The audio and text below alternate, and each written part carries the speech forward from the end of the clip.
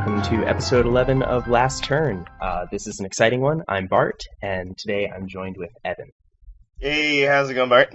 It's going pretty good. How have you been enjoying the new expansion? I think I've been enjoying it. It's been a wild ride, honestly. I feel like the meta from day to day has changed a lot, and really the new decks, I think I like them, but maybe like I feel like I'm getting what I wished for, and I'm not. And be careful what you wish for. Right. That's partly how I've been feeling, and then also Pirates and Token Druid are still good, and that's like that kind of just hyper aggressive deck hasn't changed. So that is something I'm not stoked about. That was something I was hoped would not be frozen. Yeah, that's something that surprised me a little bit too. Especially as I ascended in ranks, at the lower ranks, I saw a lot of control decks and a lot of new stuff. But granted, that was earlier in the expansion. Well, okay, I started the expansion at rank 5, but around rank 5-4-ish, I saw a lot more controlling decks. And in the first days, a lot of people playing slower stuff. But then after day 3, up at ranks 2 and 1, started just seeing all aggro. Every matchup was like a Pirate Warrior or a Murloc Paladin or a Token Druid, and if they weren't that, they were a Jade Druid. So. Yeah, and then Jade Druid is still a thing, but no one saw that guy coming down, from being at least tier 2. Yeah, that was definitely a pretty easy call, right? Because it's clear that they were trying to slow things down because they gave a lot of classes powerful late game options, and if you're trying to slow the game down, you have Jade Druid that's going to just do really well because it preys on slower decks. It thrives on a slower game. Yeah, I think the evidence that they realized that would happen is the fact that they printed Skulking Geist.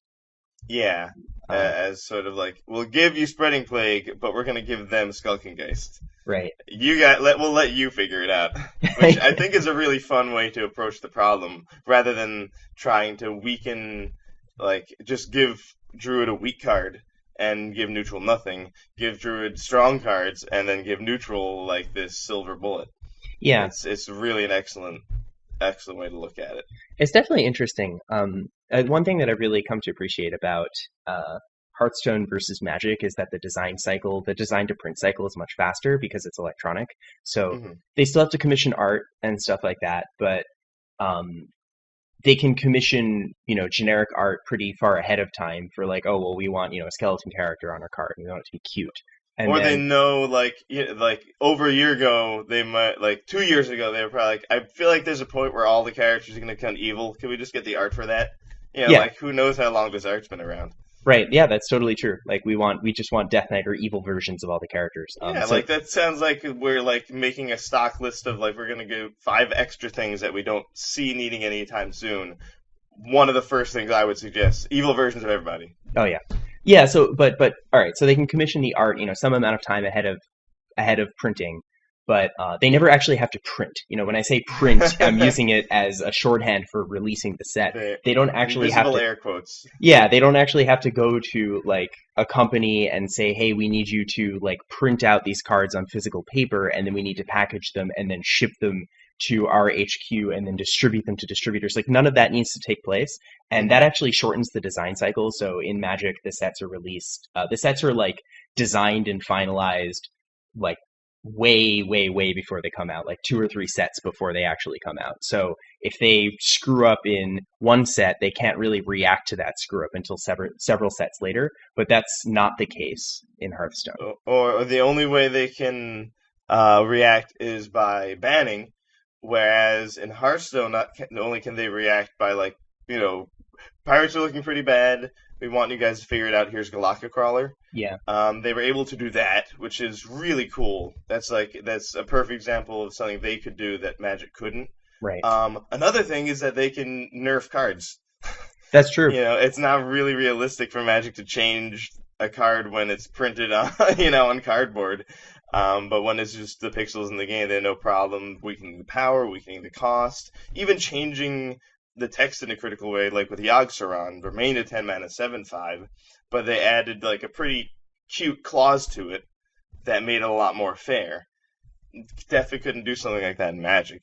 Oh yeah, But certainly it was not. a really good solution in my opinion. So that well, where you're going with this ability that Blizzard has?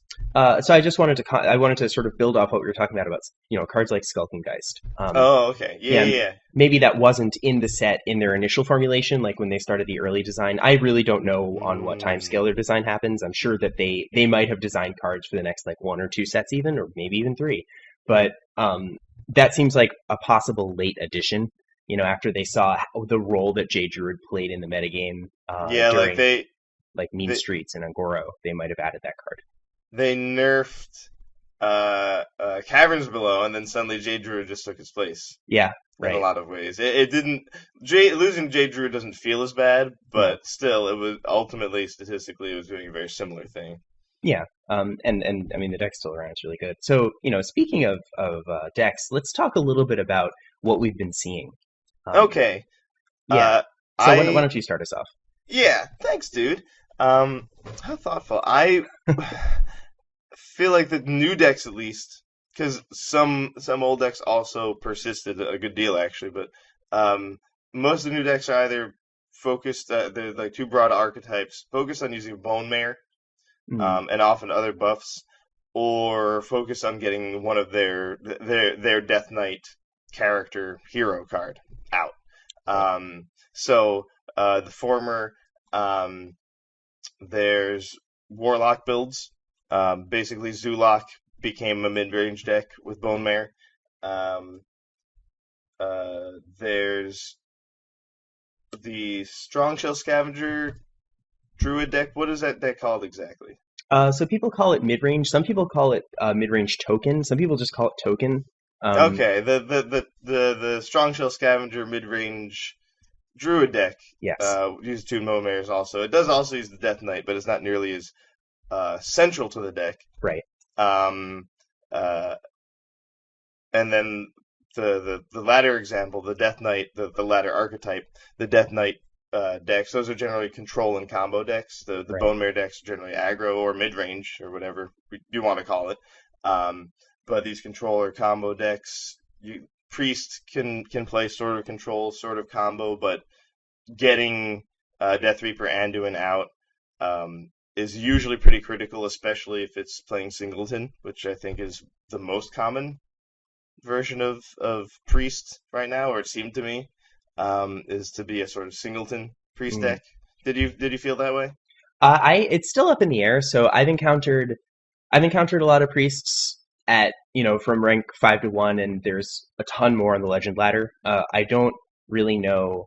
Um, Hmm. I don't have a good idea of what the most common archetype is. I do know that singleton is very common, and I think it's a little bit more common now that some pro players have released their singleton lists, so people kind of know how to fill out that 30 with a standard card set. Hmm. It's a lot Yeah, that's true. it's a lot less obvious in standard than it is in wild when there are just so many good stable cards. Um, and just cards that are historically awesome. But yeah, I think the most powerful version of that deck that's built around the hero is the singleton version because Raza and that hero is just insane. Yeah, I was playing a version that used Prophet Valen Oh yeah, and right. I've seen that one. I've lost that one Mind a bunch. Blast. Yeah, it's disgusting. Yeah, it's pretty hilarious. But you need to get Death Reaper Anduin basically, like Right. and Raza. Um, and then I think that's kind of a problem with the deck, but maybe I'm not as good as these pros that are releasing their deck lists or whatever. But there's also a Gul'dan control deck that plays a lot of demons and really counts on drawing his Death Knight. There's a mage deck Hmm. that uses Frost Reaper Jaina. Is that what she's called?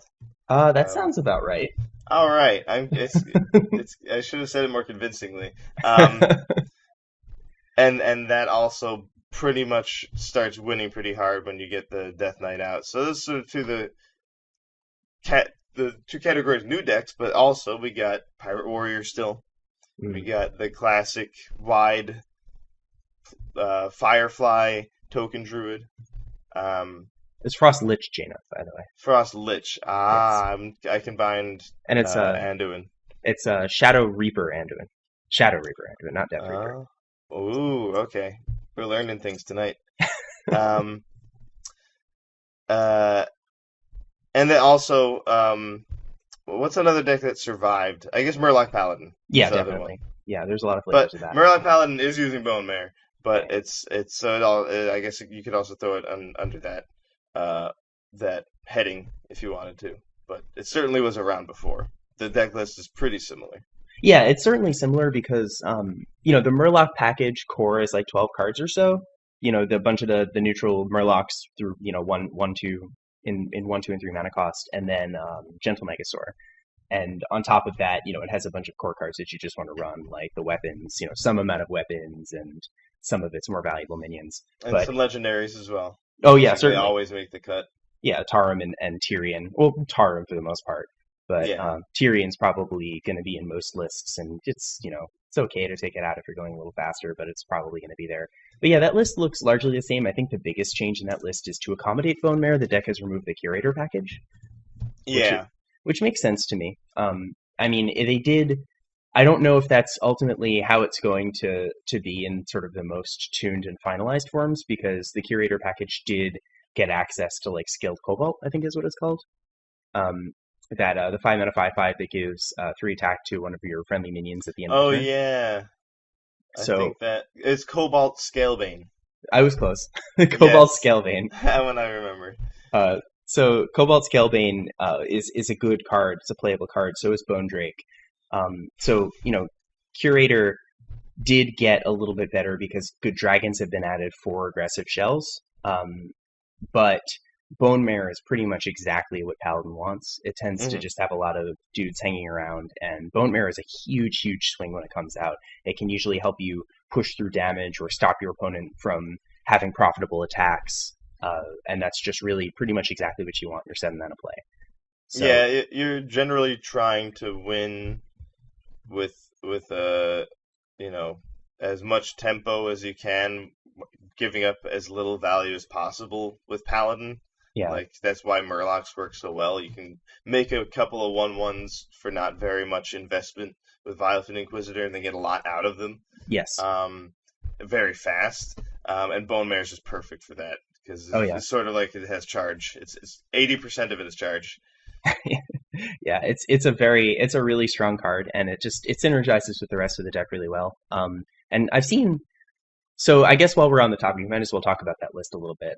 So Righteous Protector was an immediate inclusion. I mean, that card's very Hmm. powerful, obviously very powerful. It's the 1 mana 1/1 Divine Shield taunt. If anybody remembers Annoyatron, that card was playable in mech decks. Hmm. Um, but Oh yes. so the mech's energy was important there because it's 2 mana 1/2. But this is just a 1 mana 1/1, which is okay, and it has so much survivability. And like, if your opponent doesn't have a hero power that can help to deal with it, or they don't have like a removal spell. I mean, if they have a removal spell they spend on your 1 drop, you're already profiting. But if they don't have some way to sort of get an extra attack for free or something, then they have to blow 2 attacks on this guy. It's pretty obnoxious. I definitely underestimated how effective it was. Yeah, I mean that card. If you're in the mid game against like a pirate warrior or something, and you play that card alone can just gain you like 12 health. It's absurd. It can eat like a weapon charge and attack from like a 4/3 or something.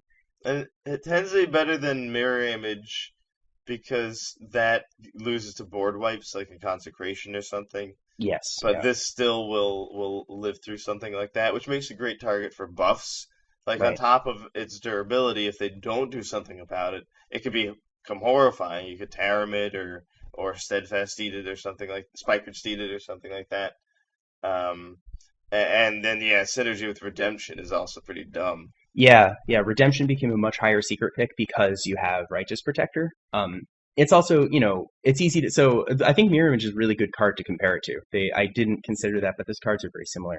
But I Hmm. also think that the resilience it gets from Divine Shield just to board wipes, like you mentioned, is important. But also the ability to, tap for a couple damage, and like maybe your opponent has an X1 and you can take a value trade on it. And that's really valuable. Yeah, that can be really like disheartening. Yeah, this thing that survived, and then you just have no way of dealing with this 1 mana 1/1.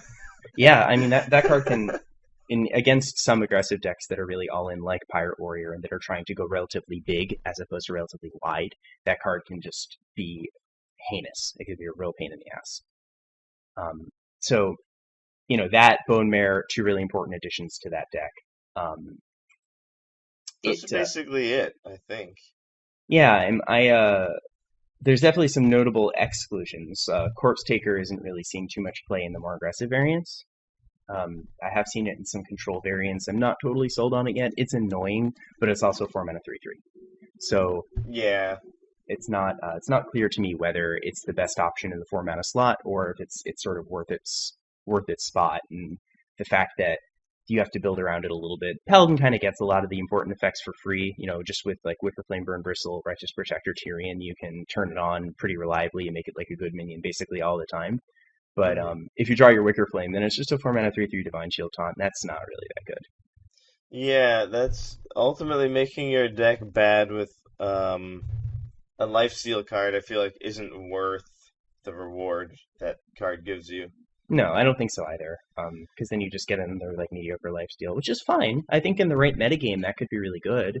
Hmm. But maybe maybe we're not there yet, and I think Paladin has a lot of good options to deal with that kind of situation anyway. They have a lot of anti-aggro tools in their Yeah. relatively low slots, and they have chunky minions in 1, 2, and 3. So we'll see. We'll see what happens if that card sticks around. I think maybe in it, I think Murloc Paladin's too fast for that card. I think you want something even slower. Mm. Yeah, I agree with that. I think Bone Mare, Spike Ridge Steed, and Tyrion do the job. Yeah, that's yeah. I don't I know. mean, Steed It's is so sort of good. redundant, I guess. Yeah. So that deck is pretty strong. Oh yeah. I think that it's definitely going to stick around. I mean, it's just a core of very strong cards, and the deck really does have a ton of flex slots. I've seen decks go as greedy as Skelemancers. You know I the have seen those. Oh, it's terrifying. The 5 mana 2/2 that if it dies on your opponent's turn becomes an 8/8. I mean, that thing is unassuming, but your opponent can cast Bone Mare or Spike Ridge Steed or even just Blessing of Kings on it, and it becomes something that you can't ignore anymore. Yeah, it becomes pretty tough to beat. Yeah, but I've also seen decks go really low to the ground with like Grimscale Chum and Cold Light Seer and Divine Favors, and I've seen those decks do really well also. But I think that those decks are probably just exploiting the fact that a lot of other builds are untuned and that they can go really fast with a deck that they know is consistent. Yeah, I definitely saw someone play like Blessing of Wisdom. That's too much. Yeah. Yeah, They did not yeah. win. No, I'm sure they didn't. So that's been an interesting deck, and I think the class that warrants perhaps the most discussion is Druid. Yeah, Druid probably deserves the most attention. It's got like a huge slew of different powerful decks, and Yes. I feel Yeah. like at least there's a lot more optimizing that's going to happen, I think. Oh yeah, because it earned a whole new archetype. I mean, a completely novel deck came out of this expansion for Druid, and two of its existing decks got way more powerful tools. So Hmm. the one that everyone's probably seeing the most is Jade Druid, and Jade Druid is a deck that has not a lot of flex slots. Actually, most of the deck is taken up by the Jade package and just the stuff you need to enable it, like Nourish and Wild Growth. But Yeah, um, one thing that it did gain is Ultimate Infestation. it's a pretty good card. It's really good. I mean, the fact that it's 10 mana is, it's huge. It does actually take up your entire turn, and if you're behind too far on board, then it's definitely not going to save you. But against a lot of boards, it will at least buy you a turn, and then you untap with 5 more cards in your hand. And A 5/5. a 5/5, yeah. And if you're sort of at parity or just a little bit behind on board, it can totally swing it for you. And Druid has no problem dealing with the fact that it's 10 mana because they can often cast it early. I mean, I've cast Ultimate Infestation against opponents with 5 mana crystals, and it's just not a game. They're Yeah, they're not that's beating one of the that. sweet things is that it's exactly what you want. You pay a bunch of cards, like you spend a wild growth, and then you spend a jade blossom, and you're losing value, and but then you get to play that earlier and get it back. Yeah, And like blowing innervates on it doesn't really feel like blowing anything at all. no, it's fine. I mean, often when you cast that card, like it requires some setup because you need to empty out your hand a little bit, so you're kind of happy to use an Yeah. innervate on it. Yeah, I agree with that assessment. I think that that's really important to note. A lot of the Druid decks are cards that I've just called them vapor. They're cards like Wild Growth and Innervate that like don't do anything. They don't affect the board, that's for sure. They just Nourish. yeah, Nourish. Well, I mean Nourish draws you cards, but it is kind of vaporous. It doesn't Uh, affect the board. that's true. Yeah, or sometimes it just gets you mana crystals, and or sometimes it just draws you cards. But there's all these cards that don't develop you any further, but they just give you sort of an advance on mana. And Hmm. this is one of the best ways to convert that to value. I Oh found yeah, that since Ultimate Infestation has been printed and since I've been playing with it, I find myself nourishing for mana way more often. yeah, Yeah, that card used to really, to me, just read, unless you have Fandral out, pay 5 mana, draw 3 cards. But it's just not, it's not that anymore. yeah. Getting to the ultimate infestation sooner is just a lot more meaningful. You also have the Death Knight. Getting to him early is pretty insane. Yeah, Because yeah, every the turn that passes with that hero power is just really good for you. So if you get those turns passing sooner, that's really good. yeah the Druid Death Knight is interesting. It's not as build around as some of the other ones, which is probably what you expect because it's also relatively inexpensive. But Mm, when it comes out, it can be a really big tempo swing. It can either take your opponent off of good plays by producing 1/2 taunts, or it can put down a 1/2 poisonous rather, or it can put down 1/5 taunts and just make their attacks really bad. mm. And you get 5 armor right away, which is nice. But it also turns your hero power into choose 1 3 attack to your hero or 3 armor for that turn. Well, the armor lasts forever, but the attack doesn't. So um, that helps you trade really easily. It helps you clear off small minions. Means your opponent like has to be going a little bit bigger in Yeah, they order can't to beat really your hero power. develop like an army. Yeah, certainly not an army. They have to be going big or putting down taunts, which is Paladin can do both of those things, so it can usually develop past that hero power, but a lot of other classes can't. So that deck got way stronger. Ultimate Infestation also helps you get to the bottom of your deck faster, which is great. Druid loves getting to the bottom of his deck. J Druid loves getting to the bottom of his deck because then it just starts making completely unbeatable minions for 1 mana. It's pretty good strategy. Oh yeah. And ultimate Um, infestation, yeah, just having one of those in your deck is just it's a lot more than sprint. yeah. Well, I Sprint mean, is not ultimate infestation. no, these lists are running. These lists are happily running too. I Yeah. mean, that card is just it's totally worth it. Because the first one, usually you don't need more than the first one, but like the second one often is a little bit worse than the first one, but it's still really good. Yeah, and at that point you might have already just stacked your deck with the Jade Idols. Yeah, yeah, it can help you just draw like 5 Jade Idols or something absurd like that if you had some setup, or even just draw 3 and fatigue a little bit, but you don't care. So that deck got a really helpful boost from that and spreading plague. The 5 mana Oh a my. create a 1/5 taunt. If your opponent has more minions than you, cast a spell again, and it keeps repeating until you have the same number of minions as your opponent. Yeah, Um, that card brutalizes aggro decks. yeah, the ones that are trying to go wide with little guys, it really hurts them. Yeah, it's It not so good against pirates necessarily. I mean, there's No, it's definitely totally there's not. more there's cards far more useless because this will like yeah, give you at least one taunt minion with 5 health. Much worse cards against pirates, but it's definitely not the same as it is against like token druid. Yeah, That can just be like 5 mana win. yeah. It depends on it depends heavily on the state of the board. If they just living mana and then they pass turn to you and they don't have a buff in hand and you cast that, you just bought yourself like 2 or 3 turns. And that's insane. That's where it's at its best because they do a big swing and then you do a really big swing right back. But yeah, against something like Pirates where they might just have a couple big dudes, you maybe buy yourself a turn, which is good. Buying yourself 1 turn is really valuable when you have stuff like Ultimate Infestation in the deck, or you just have, the ability to cast Primordial Drakes. But it's not 5 mana win the game like it is on some boards. Nah. So that card, so Spreading Plague, Ultimate Infestation, and the Druid Death Knight were definitely the biggest additions to the deck. I wish you could play Cornered Sentry and Druid. That'd be so sick. Oh yeah, that'd be really cute with Spreading Plague. But I That'd mean, they totally have be worth waiting for 2 more mana, especially in Druid. yeah, Guess they there's have, a I mean, reason why you can't do that. yeah, they have other cool combos like Yeah. Strong Shell Scavenger. So this is a card that Yeah. looked horrendous. It looked awful to me. Yeah, Like 2 mana, 2/3, a River Crocolisk staple to a bolster. Like, yeah, I'd pitch that card in the garbage every single time. Um, but no, it But turns it turns out it's great. So this Colento came up with this mid range build that, and I think uh yeah, so it was Colento and one other player's name escapes me right now, but they each independently came up with a mid-range token build that runs, the Nourish Wild Growth Ultimate Infestation package, but it also runs Spreading Plague, Druid of the Swarm, Mark of the Lotus, Power of the Wild, and it tries to go wide with taunts and then buff them up with Strong Shell Scavenger. yeah, the deck list is sort of like if you took all the Jade stuff out of Jade Druid and then put in all the buff stuff from Token Druid and Yeah, then fill the rest of the spots with like cards that look terrible.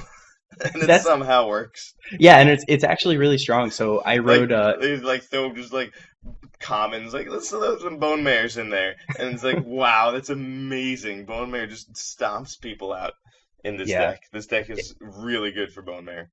Oh, it's such a good Bone Mare deck because all of your minions are like massive butted taunt creatures, and Bone Mare is just awesome when you have like a 5/10 or something. That's absurd. Um, yeah, that's a deck that I've played a bunch. I played over probably like close to 150 games with it, and it's I'm sorry, actually no, I'm totally exaggerated that. I'm looking at my deck tracker now. It's actually much closer to 100. Okay. But anyway, I played a lot of games with this deck, and it's really strong. I rode it for a while from rank 5 to like mid high rank 2 Hmm. before it kind of stopped working. Um, at least in my hands. I mean, it's working really well in the Legend ladder, so there's that factor. But it's a strong deck. I There's mean, also there's Crypt Lord. yeah, Crypt Lord's the other one. Druid of the Swarm, those two. Yeah, but Crypt Um, Lord's another card that like a card that looks terrible, but here it is. yeah, I mean, it's the fact that it does get a little bit bigger every turn. This is a deck that doesn't have an issue putting down a minion or two every turn. Hmm. And when you're doing that, Crypt Lord just becomes like really hard to kill if you're just gaining back 2 life every turn. Like, think of how annoying the Priest Hero power is, Hmm. and that's just on this card automatically. And it really gets good once you pump its power at Yes. least a little bit. Then it's like, whoa, how do I deal with this gigantic bug? Yeah, you get like it's just like a 2/7, and then it becomes like a 2/10. And I mean, or you live the dream and you cast that and then living mana, Yeah, and that's that's pretty gross. yeah, definitely. I And then your mean, so opponent plays Vanish. I, Then I haven't seen that yet, it becomes a luckily. nightmare. Yeah, then it's not so good because that's a deck. This is a deck that wants mana a lot. But yeah, they're the mid range deck often is running one copy of living mana or Hmm. two even. I've seen that. So that's an interesting archetype, and we'll see how that gets tuned. My feeling with it is that like a lot of the deck is running two Nourish and it's running two Ultimate Infestation, but it doesn't have Jade Idol. So I found that some games you can just get to the end of your deck and have a hand just filled with the Vapor cards and no way to win, Yeah. especially against control. So the taunts are really good against aggro. They're really good against proactive decks or decks that have expensive removal spells that aren't multi-target. But against control decks, they can wipe the board pretty easily. It's actually hard to get off the ground because your Spreading Plague is never good, and you have to spend a bunch of cards on a board, and then maybe it gets Dragonfire Potioned away, or like you get it really big, and then Anduin happens or something. Um, I found that those are tough matchups in the mid-range deck. So Hmm. if the lists can change a bit to tune to beat to beat those types of opponents, then it could be really very good. How is it against Jade Druid? Um, so that is also pretty tough because eventually they just start making minions that are bigger than your taunts. Hmm. Um, and they also, I mean, if they decide to go wide for some reason with like Jade Spirits and stuff, you can usually get a good Spreading Plague off into a Strong Shell Scavenger, like in a 2-turn sequence pretty early, and that's really really impossible for them to beat. Hmm. If you get a So bunch of like a ton of 3/7 taunts, Jade just doesn't have any way to deal with that. yeah, you need to angle shoot them kind of. Yeah, but if they're not developing their board, if they're not being greedy, then they might not get it. So one hidden advantage though is like because so much of your deck looks like their deck, you can actually present as a Jade Druid for several turns, and I found that the best way to win the Jade Druid Mirror is to actually get on board before them. Hmm. So if you trick them, then maybe you can get a good spreading plague into a Mr. Bolster. Oh, I see what you're saying. But that's I don't think that'll work against every opponent because you're relying on them to think about the matchup in a certain way, and they they also just might not have the hand to do that, and like you don't want to miss too many curve plays so that you can hide your deck's identity. Yeah, it's moderation thing. Yeah, for sure. Um, but so that's I don't I don't know how to feel about that deck. I feel like its control matchups are kind of weak, and I feel like some of its aggro matchups are also not that good. Hmm. Like Pirate Warrior in particular. Yeah. Um, they go big and they are fast, so your taunts actually don't your taunts are just a roadblock, and you never get a good spreading plague. Like Maybe you the need to. deck needs to have Galactic Crawlers always or something. It's not a bad idea. I mean, it does. It also has a couple beasts. I mean, if there was room for Mark of Yasharj, that would also justify the crawlers a bit more. Be interesting. But yeah, Hmm. the list is going to take some tuning. Yeah, Um, that I'm interested to see how that goes and also how Jade Druid changes. yeah, Token Druid seems to just be mostly figured out, but that's definitely also a deck. yeah. So that deck has 5 or 6 flex slots. Maybe 7, and they used to be crabs, swipe, and yeah. I mean that's pretty much it. Probably one other card that I'm not thinking of. But now the deck just got access to Crypt Lord, which is really good in the deck, and Druid of the Swarm, which is like awesome Yeah, in the Druid deck. of the Swarm is excellent in Token Druid. I felt like it was gonna be good, but it's definitely really good. It's another Yeah, really yeah, gr it's such a good minion to pump. yes. For a really low amount of mana, making a 1/5 into a 2/6 um is like a 2/6 is Stegodon, so it's a 4 mana minion. So turning your 2 mana minion into a 4 mana minion for 1 mana. Evolve doesn't even do that. Yeah, it's true. Yeah, it's pretty much exactly what you want. So against some decks, if they just like if you're fighting a low to the ground opponent and they're on the play and they start developing before you, like if Paladin leads with like Righteous Protector into like 1 drop, 1 drop, or into 2 drop into like 2 drop, 1 drop or something, then it can be really hard for you to ever get off the ground. You basically need to hold all your stuff until you have one turn where you play everything and mark the Lotus, and then they'll probably take some decent trades, and by then they've done a ton of damage to you, and maybe they could just push the game. But Hmm. being able to put down a 1/5 taunt means that you can actually develop behind it, and they won't be able to kill your 1/2s and your 1/1s while you're putting them down, setting up for a really good Power of the Wild or Mark of the Lotus. Then there's Yeah. also just your silver bullets like Vicious Fledgling. If you put down Druid of the Storm followed by Vicious Fledgling, if your opponent's board doesn't have anything on it, then they can be in a lot of trouble. Yeah, it's a lot easier. That you kind of always wanted to do that with Tar Creeper, but it's a Yeah, lot harder to do because he costs 3, right. and he wasn't any more aggressive than this card. Yeah, And that's really what you want to be. You really only kind of like Tar Creeper. You only really loved it when everyone was playing aggro, which is certainly not the case right now. no. Um, Aggro deck's definitely really good, but there's lots of people that are playing Priest and stuff like that. Um, Plus, you can get the poisonous, which can also be pretty relevant. Like Yeah, totally. one of the issues can be your opponent plays like this big old taunt thing or a relatively threatening minion. You don't want to spend a bunch of cards on it. Playing the having the poisonous out or playing its poisonous can shore that up. Yeah, that can be. I mean, the poison's definitely valuable, especially on the second one, or if you have a Crypt Lord down already. If you play this, that your next one is poisonous. Your next Root of the Storm, then it can be really good. Hmm. So that deck is definitely interesting. It got a bunch more 2 drops that aren't crabs. I still, when I was playing it, I ran 4 crabs and I was crabbing people, and it was awesome. But that's because I was seeing a lot of Pirate Warrior and Murloc Paladin. But yeah, I think the deck can totally operate without crabs, which is nice. It finally got So there. It's finally, finally can be free of its crabs, so but yeah, I only if it mean, wants to. only if it wants to. Another deck, another class, Pirate Warrior. So Warrior doesn't appear to have a slow deck right now. I mean, I think Taunt Warrior is horrendous in this kind of metagame. Yeah, and there was definitely people like having semi success with like Whirlwind Warrior. Yeah. Whirlwind Warrior, and and,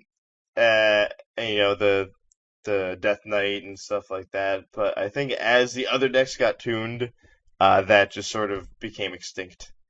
It Yeah, was sort my of like my evolution, and it just didn't have what it takes.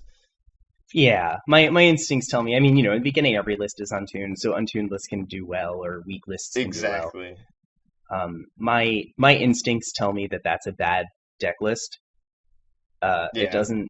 doesn't look like it's doing something powerful enough. It looks like it's a lot of work, kind of slowly to go wide with tutus, whereas there's decks that can do it much faster. And you have the late game option of stuff like Rockface or your Death Knight in Warrior, but a lot of other decks have stronger late game options.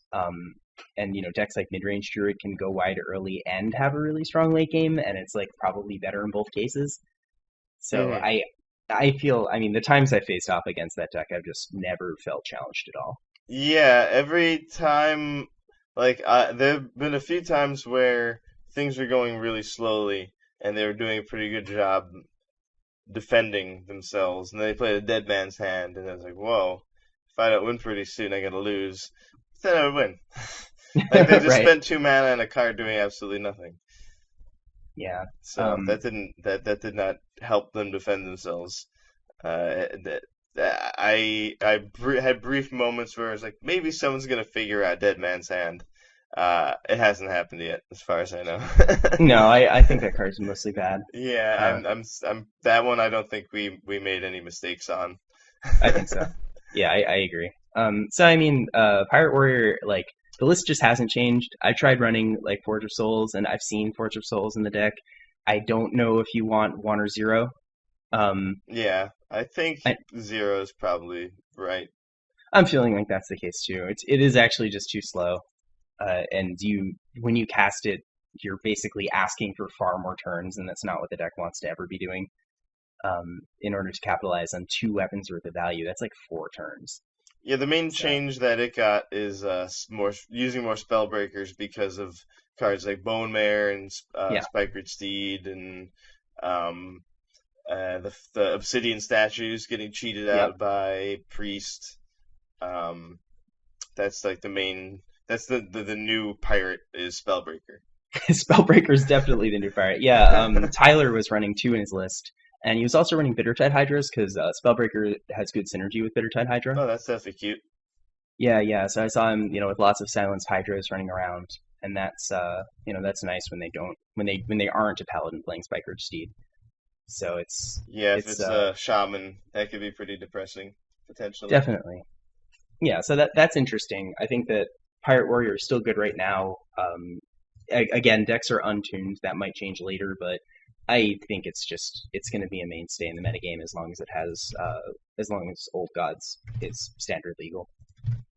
Sounds But right to me. um, so I think Priest is the other one I've seen the most of. I think you've been playing a lot of Priest. Why don't you tell us about that? So Priest has, I think, really two main decks right now. Um, one is to be playing Singleton with Kazakis and Raza, and getting Death Reaper Anduin. Is that what we decided he's called? Shadow Reaper. Shadow Reaper Anduin. Uh, out and eventually winning.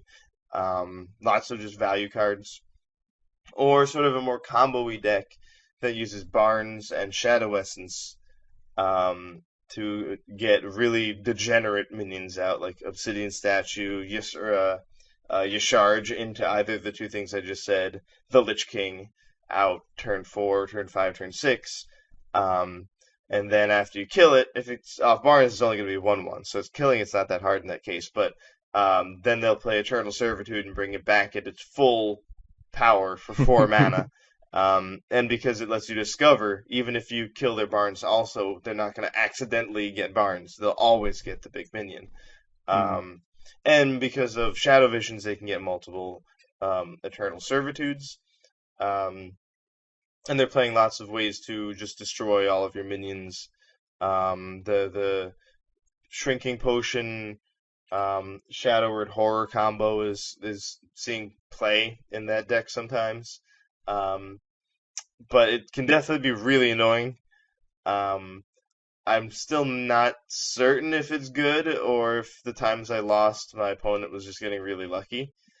Mm, And vice versa. I'm not sure that when I was winning with it, if it was just because I was getting lucky. It sort of is an inconsistent idea. That's the main problem with it. You want very few minions, which already is usually bad in Hearthstone. mm, Um, but as a result, you fill your deck with spells, and now your Shadow Visions has a much harder time hitting Eternal Servitude. You're like really putting a lot of weight on Eternal Servitude, and you can't get extra copies of it reliably until you've drawn a good portion of your deck, because you had to take out all the minions to make the whole mm. combo work. So it's sort Right. of a contradictory situation. Yeah, that's the deck is seeing some success right now. There's people like Savages playing it with the Hyrule version with like Deathwing and Ysera and Lich King and Shadow Essences and just Obsidian Statue, trying to just high roll the opponent. Just Yeah, get the right minion off of a random summon from your deck type effect, and then just resurrect it infinitely and win the game. That is an inconsistent strategy, especially because those combos start pretty late. Those combos are starting at like 4 mana at the earliest, and that's if you draw Barnes, and if you don't, then you're starting at 6 mana with a Shadow Essence, and you need to not have the cards in your hand if they're legendary, and then the rest of your hand basically has to be removal if you're fighting an aggro opponent. It has to be the right kind of removal. yeah, you have a lot of really narrow effects, and if your opponent's attacking you quickly, you don't get very many turns to draw the right ones. And Yeah, Shadow Visions is a lot less accurate. It's a lot harder to put together Shrinking Potion, Shadow Word Horror when your deck is nearly all spells. Um, Definitely one of the first things I did the day Frozen Throne was released is make 2 Obsidian statues and try to make this deck work. oh Um, cool, yeah, and I definitely had games where it worked, but the it really is just trying to get lucky against aggro because most control decks don't really just roll over to a lot of these cards. Um, Ysera can just flat out crush maybe like a priest or a paladin sometimes. Um, but for the like none of the druid decks really just lose to Ysera. right, yeah.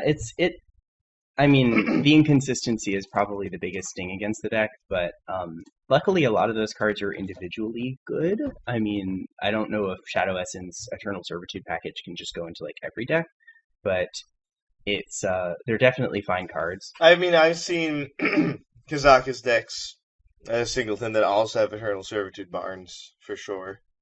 Yeah, I can see that because I mean, there's tons of room in the deck, and Eternal Servitude is never going to be horrible. So you're always going to be able to get something good or something. So that's an interesting style of deck. But yeah, At the both are kind of inconsistent because you're really even the singleton deck. I mean, it's singleton, and you're Yeah, counting on getting Shadow Reaper Anduin and Raza pretty much every game for them with most of the builds. Ultimately, they can't really beat the best decks without that. yeah, but I mean they can. Luckily, their worst matchup, something. Well, I don't even know if it's their worst matchup, but matchups that you might imagine being bad, like um, aggro, they actually play a ton of minions in the deck. So Yeah. against aggro, they can at least skirmish for a little while, and they have a really strong late game because they're priests. They have some of the best board clears in the game right now. Hmm. Shadow Reaper Anduin is a really insane card against pretty much any kind of opponent. So it puts a massive clock on your opponent if you're playing against control. Even if you're not like cheating hero powers out, even if you're top decking, you can still kill somebody pretty quickly with 2 hero powers a turn, 4 damage to the face. That's Yeah, really strong. but you still need to get him. Though Yes. granted, it's not like he isn't good without Raza. Um, Yeah, totally. he or um, there's more combo-y ways to play the deck. There's more control-y ways to play the deck. Um, like you can be using Prophet Valen and Mind Blast, or you can just be trying to outvalue them. Right. Um, but I still think that one also isn't really solved, and I'm excited to see it, settle. Yeah, yeah. I think that there's a, I think that that list, that type of just priest control in general, it's clear that they have the tools to be a good deck. It's not clear what the best list is, Yeah. or their best lists. I mean, there could be more than one. Yeah, it Um, depends on the meta. yep, Cheating out Obsidian Statues is very effective against a bunch of derpy control aggro decks. Um, Also, another thing that Priest has going for it is having Cabal Song Stealer and how good silencing is right now. sure. There's also definite. I would imagine there could be some kind of Dragon Priest, but maybe not. I don't know.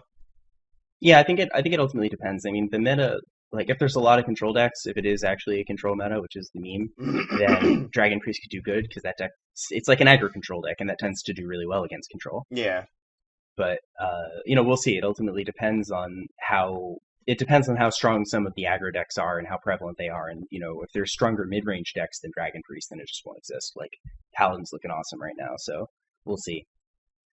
I think Warlock is a class that got a deck, which is awesome. finally zero to one. Yeah, that is a huge jump. I don't even really care about if it's a tier one deck or not. That's not what I'm asking for. Yeah, that's asking for a lot. Yeah, I think I think just asking for any playable deck that doesn't with a win rate at like around 50% is okay. So we're talking, of course, about Demon Lock. This is built around the Warlock hero card, which returns all friendly demons that died this game to the battlefield. And that And makes your hero power insane. oh yeah, 3 damage to a target with lifesteal. That's absurd. Wait, that would actually anything that amplifies the damage from your hero power should combo with that. I don't know if there's anything in Warlock, but there's like Fallen Hero or whatever, Fallen something in Mage. Oh, in Mage, right? Is that what Yeah, it's maybe in called? Wild. I feel like Fallen Hero sounds right. yeah, but that name confuses me. Like it doesn't look like a hero. I guess since he fell, he stopped looking so heroic. Never mind. I'll buy it. It is a fun card. Or Prophet Valen doubles the damage from your hero power. Yeah, I mean, if you're high rolling off Cabal Courier all day, you can really just destroy people with it. If you're running that card, yeah. So that's a cool card. I mean, Warlock has a bunch of really powerful cards that are demons and some real stinkers, but Voidwalker is a notable one. That card's unreal. Yeah, that's excellent in the beginning of the game, and then it's also like huge to be getting some taunters off of your Death Knight when you finally play him. Yeah, I mean, because the Death Knight's a lot like N'Zoth. It's very similar to Yeah, N'Zoth, and one thing that I've learned about N'Zoth from playing Wild and from playing Standard wild. is that it really does need taunts to be good. It needs taunts to be like a playable effect because when you're going to spend your whole turn developing your board, you need your opponent to not be able to attack past it and kill you, especially Yeah, on 10 mana. the alternative is even less common. It would work. Charge. Oh yeah, that's also very similar. But that's actually available, which is pretty cool to this Oh deck. yeah, If you're Doomguard. feeling saucy and you don't feel like you're going to discard your hero card when you play Doomguard, by that right, that was not expected. Um, then you're going to get a 5/7 charge when you play this thing. That's going to be nasty. Yeah, that's really absurd. So that's a cool deck. It's stuffed with removal. Warlock has a ton of board Yeah, clears, the and files definitely oh yeah, big help for the deck, and the King of Arena, the 5 mana 4/5 that deals oh one yeah, yeah, damage to all of your enemy minions at the end of every one of your turns. yeah. He's really good. And then there's of course Abyssal Enforcer, which is the other King of Arena. Oh yeah, the Um, Queen of Arena. the Queen of Arena. It's a Yeah, I nice mean dainty 6/6. that's a hell of a card. I mean, Abyssal's obviously female. I think so. Yeah, She I think it's clear from the art. she and she's great with this guy. He can lower to poke them down if they have minions that wouldn't be in range of dying from the 3 damage impact. He can weaken them for you. Yeah, and gain some life back, which mitigates the downside of Abyssal Enforcer. which is it's symmetrical. It hits both heroes, but Warlock definitely does a lot of damage to itself, so it kind of needs the life. But yeah, so that's an interesting deck. It's running Defile as well as Tainted Zealot actually, because Yay! those cards. I know that's a really cool card. Um, I was those excited for that cards one. combo together really well as long as your opponent or somebody has a minion that has 2 or less health. If you play Tainted Zealot Defile, then you're sweeping the board for 5 I had an for opponent. I, 4 mana. I had like two 4/4s, and my opponent Tainted Zealot filed, and then just like sat for a while not doing anything, and then just It's passed like, turn, and they did not win. no, it seems like that's a losing line.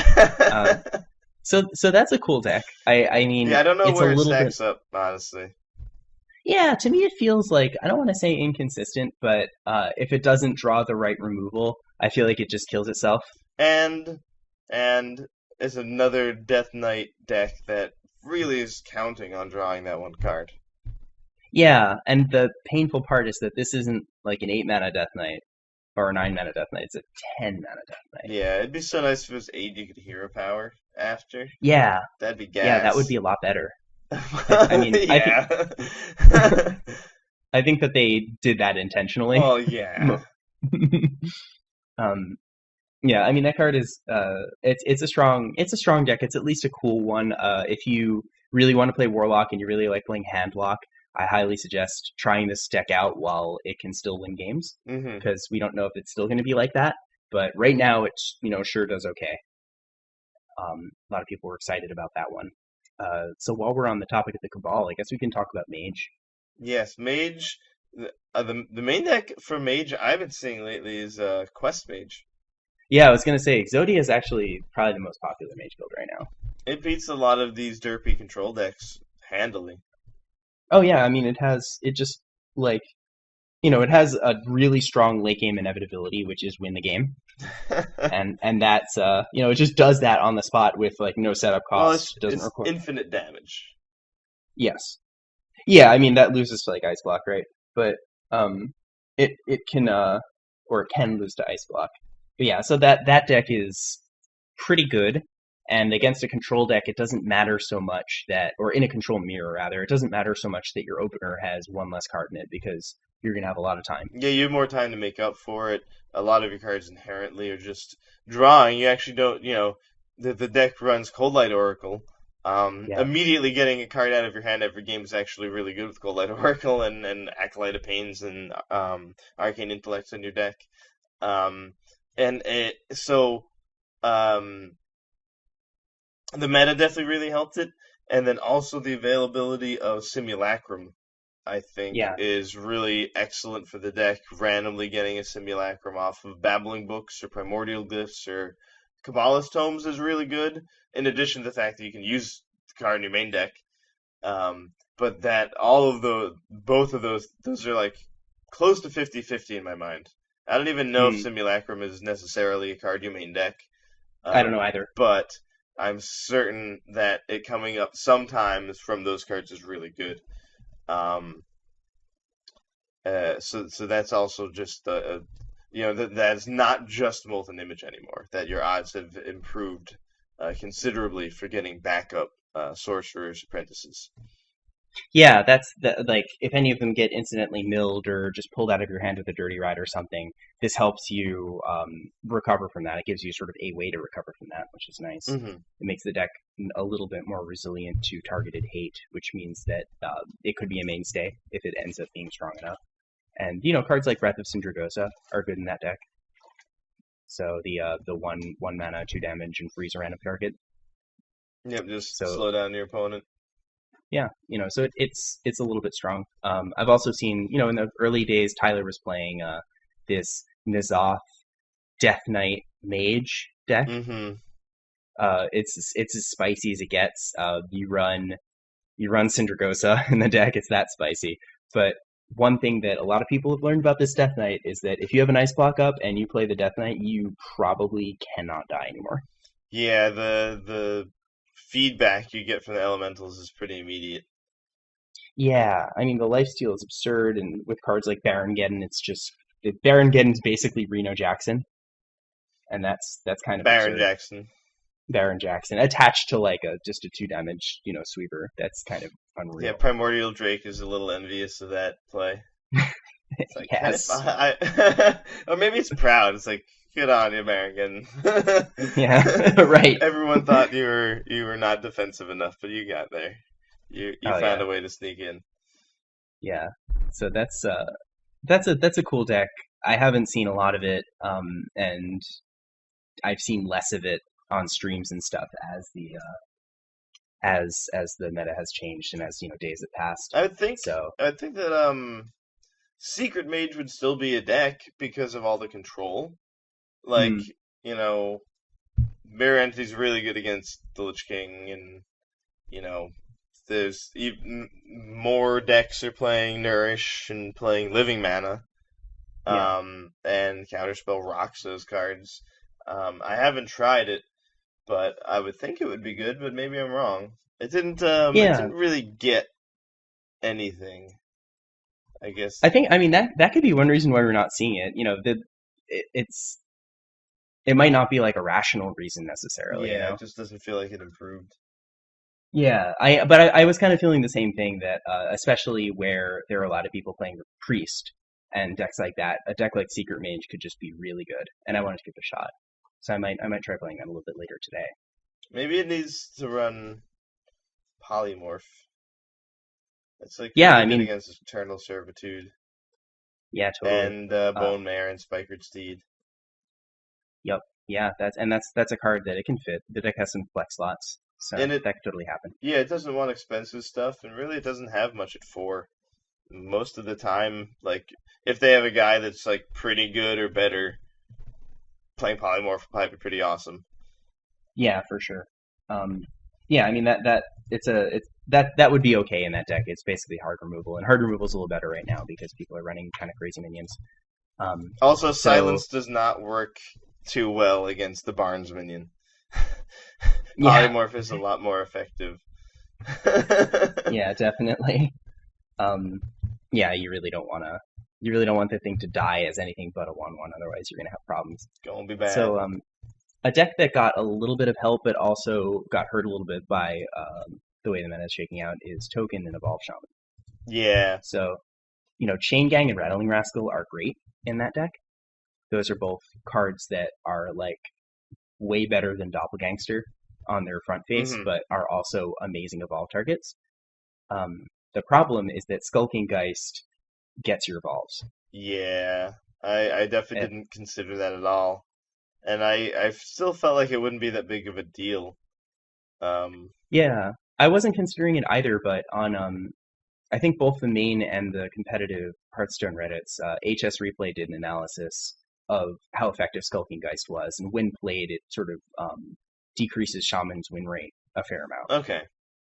And that's because their analysis is crude, but I think there's definitely information there. It's not perfect, but it doesn't need to be perfect to be informative. And I think it's pretty clear that the fact that you can hit evolve takes away a lot of their late game inevitability. It takes away one Yeah. of their options. Yeah, so if you're playing like Jade Druid or something like, well, you wouldn't play Skulking Geist in Jade Druid. That would probably be bad. That'd Um, be terrible. yeah, Priest or something like that. You have a lot less to worry about. Yeah, yeah, it just gets your power word shields, and like that's like almost the same thing as drawing them. It's one less So mana. yeah, right. It's he Um, basically was a 4 mana and 5 mana 4/6. yeah, right. So it's definitely I definitely got hurt a little bit by that, but it got helped a little bit with better evolve targets. It's still it's still a good deck. If you play it, you'll probably win, but there's a lot of random you'll win sometimes, right? But there's a lot of random taunt minions around, which kind of hurt the deck a lot. Like 1/5s, which are really annoying against your little 1/2s and 1/1s. Yeah, the um, spreading plague decks are definitely going to be ready to punish you. Oh yeah, Um, yeah. but I think ultimately Thrall is good. I didn't realize that you could the Death Knight. Mm. You get to choose what you evolve with the hero power. Yeah, I don't think the token decks are playing him, but definitely some decks might play him. But yeah, you could totally choose. It's really good. Yeah, making it slightly slower and using that is definitely not a terrible idea. and I still Yeah, think it is like a pretty strong hero card. I liked especially it a lot less when I thought it was a random minion. yeah, it's actually especially nice because of stuff like Chain Gang and Rattling Rascal, because like Doppelgangster hero power, a hero card is 11 mana, but Chain Gang or Rattling Rascal into Death Knight's just 9, so you can actually do that, Hmm. and that's potentially on the same turn, and that's potentially really nice, especially in the late game where you kind of want to play that card. So I think there's also like Rogue doesn't have any new decks. Well, actually, no, that I lied to you. It does have a new deck. It has a Tempo Rogue deck, which is a lot more aggressive, and it runs the new weapon. Yeah, that card's Um, proving to be very good for Rogue, I think.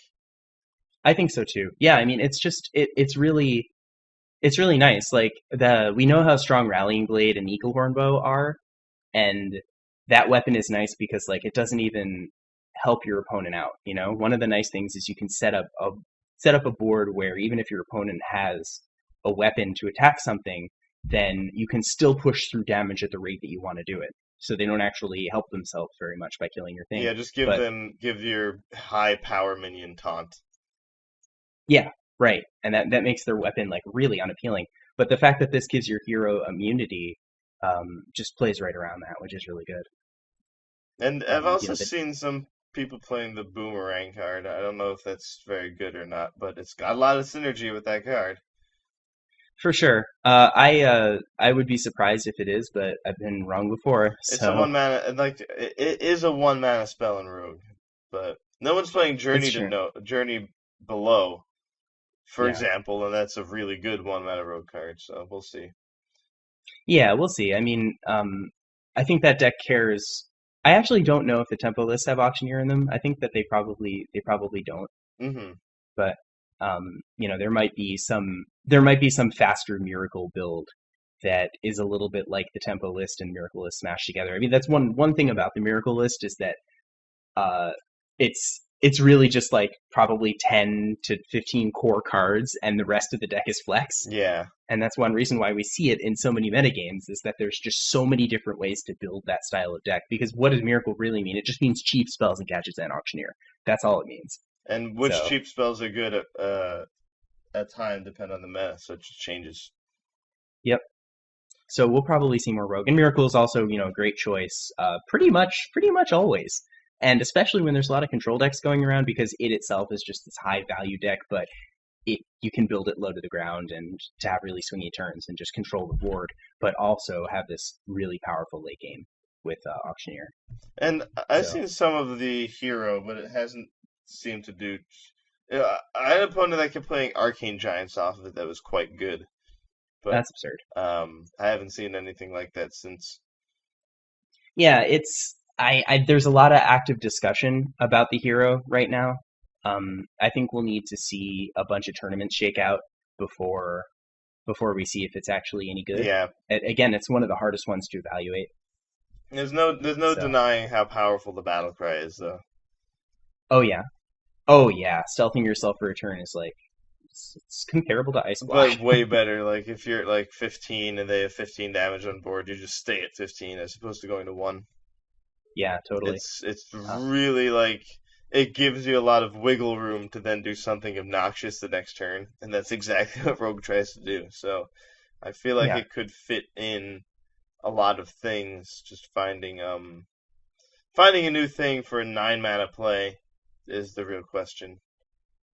yeah, yeah. It's tough. So we'll see what happens. I mean, if the metagame slows down enough, then there might be a rogue deck that can It support that because that synergizes with like Yeah, miracles. it feels more like Malfurion hero, like it's just like sort of generally good in the general kind of deck you build in that class, rather Yeah, than being built around.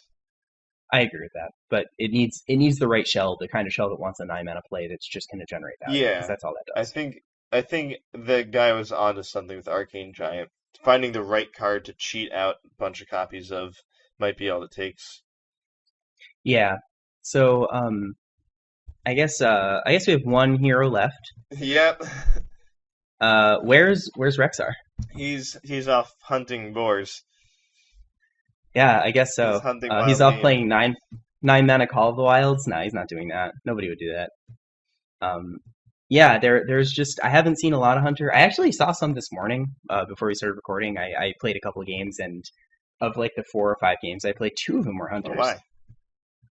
Yeah, that's like the most Hunter I've seen the whole expansion. They were playing the card that synergizes with your death rattles that makes them cheaper, the 5 mana 4/6. Oh yeah, that card's one of the better cards that Hunter got, I think. Yeah, I think so too. I have seen that in against the hunters that I played, or the hunters I played against have all been sort of running that card. But yeah, I think it's kind of in the same spot that it was in last season. Its aggro deck isn't nearly as good as Paladin or Warrior or even Druid, and it didn't get like a late game deck. Yeah, no, Build a Beast is going out of business. Yeah, It's not as successful as Build a Bear. yeah, no, it's you can't have a brick and mortar store that competes with Build a Bear. You can't build. Nobody wants Build a Beast. Nah, it's like paying 2 and dealing 2 damage is like usually better. Yeah, It, yeah, I agree. it would be really cool if there were a control build, and I feel like that it might want the hero card, but there just isn't one. Right. There just isn't a hunter deck. Yeah, I think that's pretty much what it is right now. There just isn't one that doesn't have a more powerful build that's similar in a different Yeah, class. like Professor Putricide, like that play as good as it can be. Playing Naga Corsair in Pirates is definitely way better in like every time immediately. Yeah, yeah, for sure. So why Um, play Hunter? You could just play Pirates. yeah, that's been my experience. It doesn't like it's a cool card, and it probably is playable. If there's a secret deck that's playable, I think it would definitely still play Yeah, that. But it doesn't swing the game. That's it for wasn't sure. enough to make Hunter good. Yeah, and it's also like you know I think it's Lyra rather is kind of comparable. Like if you play it, it might get you some value on the turn you play it, but the real benefits when you untap with Lyra. In this case, you play it, and it might get you some value on the turn you play it, but then if you untap with it, you just have a 5 for it. Hmm. It's not it's not like Lyra, which can just like feed itself and just becomes this positive feedback loop where it immediately makes itself unkillable and then kills some of your scary stuff and like draws a bunch of cards. This just doesn't do any of that. It attacks you for 5, Ow. and that's not. Yeah. I mean, it hurts, but like, Yeah, and you need it's you not. need a secret. Like it's a lot more demanding. Yeah. So I'm sad. I'm a little sad. I think that card's cool, and I still think it's good. It's just not like. It's just not. It's not breaking the game or anything. It's not super duper It powerful. wasn't the hero that Hunter needed, but it probably wasn't the one that Hunter deserved. Well, yeah. I think that's a really accurate assessment. After all of those years of Smork, it needs some beat down. It's getting that right now. It's just getting hated on. It's getting beat down. Oh, the Um, turntables. the turntables. Do you think that's a good place to wrap up? Yeah, that was. I think that was pretty thorough. We got Yeah, all the heroes. We got all their Death Knights, or at least the ones that matter. yeah, yeah. Right. So I mean, we'll see how the meta shakes out. The cool part, most exciting part of new Hearthstone expansions is that it's a wild ride for like a few weeks, and or actually longer than that. Sometimes we can see new decks come months after the expansion has dropped. It has So we'll see. happened. We'll keep you. It has happened. I mean, that's what happened with Token Shaman. So yeah, we'll keep you guys updated. When as we see more cool stuff. Happy to talk to you guys in another week about how things have changed in that time. Hmm. Um, Always got our in the eyes on the meantime, meta. always. So in the meantime, you can find us on Twitter. So we're twitter.com at LastTurnHS. So that's a great place to check out what we've been producing. Also, Twitter in general is a really good place to hang out during a new expansion. I found Yes, lots of information there. tons. You can also find us on facebook.com/LastTurnHS. We are, of course, on iTunes, YouTube, and other platforms like Google Play and Of Stitcher. course. And of course, and to get to our iTunes page, you can go to lastturnhs.com. Yeah, that's all Yeah, I got. thanks. That's all I got. That's it. Hands on the table. Thanks so much for listening, everybody. I hope all of your bone mares strike true. Absolutely. I hope you're bone storming your opponents really hard. We'll catch you next turn. Catch you next turn.